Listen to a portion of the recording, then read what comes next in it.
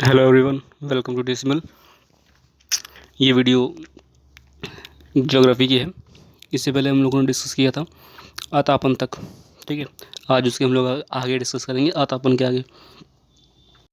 देखो, पिछली वीडियो में हम लोगों ने डिस्कस किया था आतापन तक। ठीक है, आतापन एक बार पढ़ लेते हैं क्या होता है। आतापन मतलब सूर्य तप। ठीक है, आतापन मतलब सूर्य तप, सूर्य से आने वाली ऊर्जा जिसे पृथ्वी रोक लेती है। ठीक है, सूर्य से आने वाली ऊर्जा जिसे पृथ्वी रोक लेती है आतापन कहलाती है। ठीक है, सूर्य से आने वाली ऊर्जा जिसे पृथ्वी रोक लेती है आतापन कहलाती है। ठीक है, सूर्य तप मतलब कि उसे कहते हैं। ठीक है, जैसे कि सूर्य से आ रही एनर्जी। ठीक है, ये सन है, यहाँ से एनर्जी आ रही है अर्थ पे। ठीक है, सूर्य से एनर्जी आ रही है अर्थ पे, तो ये जो पृथ्वी का एटमॉस्फेयर है ये क्या करता है, जो सूर्य की एनर्जी है उसको रोक लेता है। ठीक है, तो उसकी वजह से हीट बढ़ती है, उसको बोलते हैं आतापन। ठीक है, यहाँ तक हम लोगों ने डिस्कस किया था, उसके आगे हम लोग आज डिस्कस करेंगे। ठीक है, देखो यहाँ पे एक फैक्ट है, ये पिछली वीडियो में बताया था। तापमापी के आविष्कार जो है एंडरसन सेल्सियस थे। ठीक है, ये एज इट इज़ लिख लेना फैक्ट। ठीक है, तापमापी के आविष्कार जो है एंडरसन सेल्सियस। ठीक है, ये लिख लो, क्या पता है एक नंबर में पूछ ही ले कभी। सेल्सियस तो सबको पता होता है, एंडरसन नाम ध्यान रखना, क्योंकि सेल्सियस से कई नाम जोड़ देंगे तो सब में सेल्सियस लगा होगा तो कन्फ्यूजन हो जाएगी। देखो, अब हम डिस्कस करेंगे वायुदाब। ठीक है, वायुदाब। वायुदाब क्या होता है, हमारे शरीर पर उच्च दाब के साथ बल लगाती है। मतलब जब वायु हमारे शरीर पर उच्च दाब के साथ बल लगाती है, ठीक है, उसको बोलते हैं वायुदाब। ठीक है, वायु हमारे शरीर पर उच्च दाब के साथ बल लगाती है, उसको कहते हैं वायु दाब। और दूसरा पॉइंट है कि वायु दाब हमारे शरीर पर सभी दिशाओं से लगता है। तो जो वायु दाब होता है हमारे शरीर पर सभी दिशाओं से लगता है। ठीक है, हमारा शरीर जो है विपरीत बल लगाता है। ठीक है, वायु दाब मतलब कि जैसे मान लेते हैं ये कोई पर्सन है। ठीक है, तो वायु क्या करती है, इसके शरीर पर दाब लगाएगी और इसका शरीर जो है उल्टा, जो वायु दाब है, जो प्रेशर है एयर का, उस पर एक तरह से फोर्स लगाएगा। ठीक है ना, एक तरह से न्यूटन का थर्ड लॉ। ठीक है, न्यूटन का थर्ड लॉ एक तरह से लगेगा। देखो नेक्स्ट है, पृथ्वी की सतह पर वायु के भार द्वारा लगाया गया दाब। पृथ्वी की सतह पर वायु के भार द्वारा लगाया गया दाब वायु दाब कहलाता है। ठीक है, पृथ्वी की सतह पर वायु के भार द्वारा लगाया गया दाब वायु दाब कहलाता है। मतलब जैसे कि मानो पृथ्वी है, ठीक है, तो इसके ये सरफेस है। ठीक है, ये इसका सरफेस है, तो इस पर जो दाब लगेगा उसको बोलते हैं वायु दाब। पृथ्वी की सतह पर जो दाब लग रहा है, ठीक है, वो भी एक तरह से वायु दाब होता है। पृथ्वी की सतह पर वायु के भार द्वारा, जो वायु का भार है उसके द्वारा जो कुछ भी प्रेशर लग रहा है उसको वायु दाब कहते हैं। ठीक है, वायुमंडल में ऊपर जाने पर दाब तेजी से गिरने लगता है। ठीक है, तो जैसे मानो तुम, ये अर्थ है, ठीक है, ये पृथ्वी है और ये मंडल है। ठीक है, ठीक है, तो जैसे जैसे ऊपर जाओगे तुम, ठीक है, जैसे जैसे पृथ्वी से ऊपर जाओगे, ये अर्थ है। ठीक है, ये अर्थ है, जैसे जैसे ऊपर जाओगे वायु दाब घटेगा। ठीक है, पृथ्वी में जैसे जैसे ऊपर जाओगे, पृथ्वी से ऊपर जाओगे, वायु दाब घटता है। ये चीज़ ध्यान रखना, ये एक फैक्ट है, कभी पूछ लेते हैं पृथ्वी पर ऊपर जाने पे क्या होता है, वायु दाब घटता है, बढ़ता है, नियत रहता है। ठीक है, इस तरह। अगला पॉइंट है,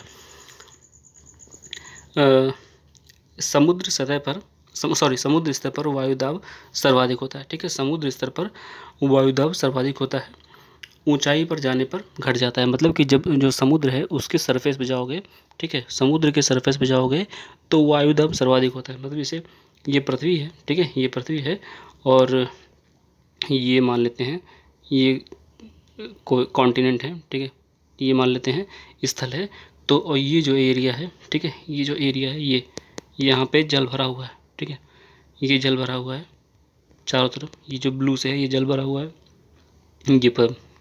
तो यहाँ पे जो, अगर तुम यहाँ पे देखोगे वायु दाब, तो वायु दाब ये जो ग्रीन वाला एरिया है, ठीक है, ग्रीन वाला एरिया है, यहाँ पे कम होगा। ये जो समंदर वाला एरिया है ब्लू वाला, यहाँ पे ज़्यादा होगा। ठीक है, तो जो वायु दाब होता है वो सतह पे कम होता है और समंदर पे ज़्यादा होता है। ठीक है, तो ये चीज़ नोट कर लेना कि समुद्र स्तर पर, ठीक है, समुद्र स्तर पर वायु दाब सर्वाधिक होता है, सबसे हाईएस्ट, सर्वाधिक। ऊंचाई पर जाने पर घटता है। ठीक है, ऊंचाई पर जाने पर वायुदाब घटेगा, चाहे स्थल से ऊपर जाओ चाहे समुद्र तल से सीधे ऊपर जाओ। ठीक है, नेक्स्ट है वायुदाब का क्षैतिज वितरण किसी स्थान पर वायुदाब का क्षैतिज वितरण किसी स्थान पर उचित वायु के ताप द्वारा प्रभावित होता है। ठीक है, तो वायुदाब का क्षैतिज वितरण मतलब इस तरह। ठीक है, वायुदाब का क्षैतिज वितरण किसी स्थान पर उचित वायु के ताप द्वारा प्रभावित होता है। नेक्स्ट है अधिक तापमान वाले क्षेत्र में वायु ऊपर। ठीक है, अधिक तापमान वाले क्षेत्र में वायु ऊपर निम्न दाब पर बनती है। ठीक है, अधिक तापमान वाले क्षेत्र में वायु जो है ऊपर और मतलब ऊपर उठती है, निम्न दाब बनाती है। ठीक है, और निम्न वायुदाब बादल युक्त। ठीक है, निम्न वायुदाब बादल युक्त आकाश एवं नम मौसम से जुड़ा होता है। ठीक है, ये चीज़ें ध्यान रखना वायुदाब के बारे में। आगे है नेक्स्ट पवन। ठीक है, अगला है पवन। देखो जो पवन होती है, ठीक है, जो पवन होती है वो क्या होता है, हाई प्रेशर से लो प्रेशर की ओर जाती है। पवन जो होती है वो हाई प्रेशर से लो प्रेशर की ओर चलेगी। ये देखो एक यहाँ पे एक डायग्राम भी बनाया है। ठीक है, पवन जो है हाई प्रेशर से लो प्रेशर की ओर चलेगी हमेशा। ये एक तरह की कॉन्सेप्ट है कि पवन जो है हाई प्रेशर से लो प्रेशर की ओर चलेगी। ठीक है, देखो 3 प्रकार की होती है पवन जो होती है, 3 प्रकार की होती है। जैसे पहली यहाँ पे दी हुई है, पहली यहाँ दी हुई है स्थायी पवन, दूसरी मौसमी पवन, तीसरी स्थानीय पवन। ठीक है, स्थायी पवन है, मौसमी पवन है और स्थानीय पवन है। ठीक है, तो जो स्थायी पवन है वो क्या है, व्यापारिक पश्चिमी एवं पूर्वी पवने स्थायी पवने हैं। ठीक है, व्यापारिक पश्चिमी एवं पूर्वी पवने स्थायी पवने हैं। ठीक है, ये वर्ष भर लगातार निश्चित दिशा में चलती हैं। तो मतलब इनका एक जो है डायरेक्शन फिक्स है। ठीक है, जो स्थायी पवने हैं उनका डायरेक्शन फिक्स है, वो वर्ष भर एक ही दिशा में चलती हैं। ठीक है, ये चीज़ ध्यान रखना। अगला है मौसमी पवने। ये पवने विभिन्न ऋतुओं में अपनी दिशा बदलती रहती हैं। ठीक है, इनका नाम ही है मौसमी पवने। तो जैसे जैसे मौसम बदलेगा पवनें बदला करती हैं। ठीक है, तो ये पवनें जो होता है विभिन्न ऋतुओं में अपनी दिशा बदलती रहती हैं। ठीक है, जैसे ऋतु होगी वैसे ही ये अपनी दिशा बदलेंगी, उसी ऋतु के हिसाब से अपनी जो है डायरेक्शन को चेंज करती रहेंगी। ठीक है, जैसे भारत में मानसूनी पवनें, ठीक है, जैसे भारत में तुम देखोगे तो इंडिया का मैप जैसे अगर बनाए, ठीक है, ठीक, तो अब इंडिया में जो मानसून है वो कैसे आएगा, देखो ज़रा समझना। इंडिया में मानसून यहाँ से आएगा तो यहाँ से 2 शाखाओं में बढ़ जाएगा। ठीक है, एक इधर चली जाएगी शाखा, एक इधर चली जाएगी। ठीक है, 2 शाखाओं में बढ़ जाएगा। ठीक है, तो ये जो पवने हैं ना, जब अब ये पवने हैं ये क्या होगा, इधर से इधर जैसे जैसे मानसून चलेगा उसी तरह पवन भी चलेगी। ठीक है ना, तो ये पवने जो है मानसून जो है जैसे जिस डायरेक्शन में होगा उसी डायरेक्शन में पवने चलेंगी। ठीक है ना, ये चीज़ देखना कि भारत में जो मानसूनी पवनें होती हैं वो मौसमी पवनों का उदाहरण है। ठीक है, नेक्स्ट है स्थायी पवनें। ठीक है, ये पवनें जो होता है किसी छोटे क्षेत्र में होती हैं। छोटे क्षेत्र मतलब जैसे कि इंडिया में तुम देखोगे उत्तर भारत में, ठीक है, इंडिया में जो है उत्तर भारत में, ये जो उत्तर भारत है गंगा के मैदान के आसपास वाला, ठीक है, गंगा के मैदान के आसपास वाला यूपी और बिहार वाला रीजन है। यहाँ पे एक स्थानीय पवन चलती है, इसको लू कहा जाता है। ठीक है, एक स्थानीय पवन चलती है, इसको लू कहा जाता है।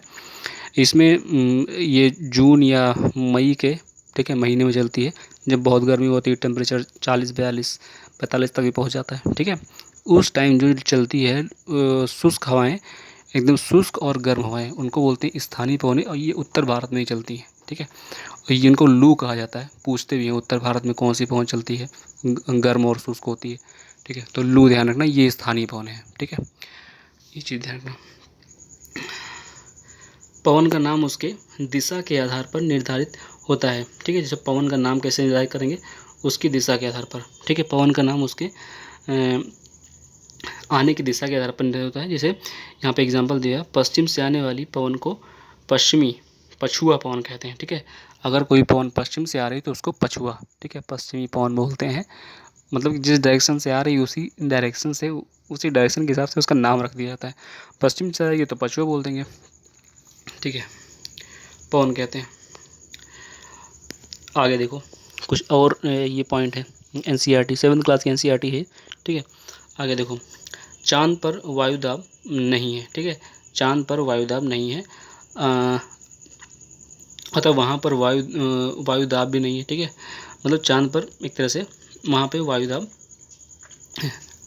सॉरी, ठीक है। तो समझो यहाँ पे कि मतलब जो चांद है वहाँ पे वायु नहीं है, इसलिए वहाँ पे वायुदाब भी नहीं है। अंतरिक्ष यात्री जब चांद पर जाते हैं तो विशेष रूप से सुरक्षित हवा से भरी हुई अंतरिक्ष पोशाक को ना पहने तो अंतरिक्ष यात्री को विपरीत बल लगने के कारण उनकी रक्तस्रावें फट सकती हैं, जिससे अंतरिक्ष यात्री रक्तस्रावित हो सकते हैं, ठीक है। लाइन एज इट इज़ याद कर लेना, ठीक है। ये लाइन याद कर लेना ऐसी, और इसमें समझने लायक है, इसमें क्वेश्चन नहीं बनेगा लेकिन फिर भी पता होना चाहिए, ठीक है। आगे है इरेसमा एवं बालीकुंडा, ये जगह याद रखना, ये चीज़ें है ना, उड़ीसा, ठीक है। फिर नेक्स्ट है आर्द्रता। नेक्स्ट है आर्द्रता। वायु में किसी भी समय जलवाष्प की मात्रा को आर्द्रता कहते हैं, ठीक है। वायु में जो नमी होती है उसको आर्द्रता बोलते हैं। जब वायु में जलवाष्प की मात्रा अत्यधिक होती है तो आर्द्रता आर्द्र दिन बोलते हैं। मतलब जबकि वायु में जो है वो जलवाष्प की मात्रा जब अधिक होगी तो उसको आर्द्र दिन बोलेंगे, ठीक है। जैसे जैसे वायु गर्म होती जाती है इसका जलवाष्प धारण करने की क्षमता बढ़ जाती है। मतलब जितनी गर्म वायु होगी, ठीक है, वायु गर्म जितनी होगी उतनी ज़्यादा वो जलवाष्प धारण करने की उसकी कैपेसिटी बढ़ जाएगी, ठीक है। जितनी ज़्यादा ठंडी होगी तो वो नहीं कर पाएगी। आकाश में उड़ते हुए जेट हवाई जहाज अपने पीछे सफ़ेद पथ चिन्ह छोड़ते हैं, ठीक है। इनके इंजनों से निकली नमी संघनित हो जाती है, ठीक है। ये संघनित नमी कुछ देर तक पथ के रूप में दिखाई देती है। तो ये फैक्ट पता चल जाएगा कि जो हम लोग देखते हैं जहाज जो चलता है तो उसके पीछे एक लाइन बन जाती है, वो क्यों बनती है, ठीक है। और वर्षा जो होती है, वर्षा 3 प्रकार की होती है, ठीक है। एक संवहनी वर्षा, ठीक है, संवहनी वर्षा। अगली है पर्वतीय वर्षा, तीसरी है चक्रवाती वर्षा, ठीक है। तो आज यहीं तक रखते हैं, ठीक है। बाकी हम लोग नेक्स्ट वीडियो में डिस्कस करेंगे। तब तक के लिए धन्यवाद।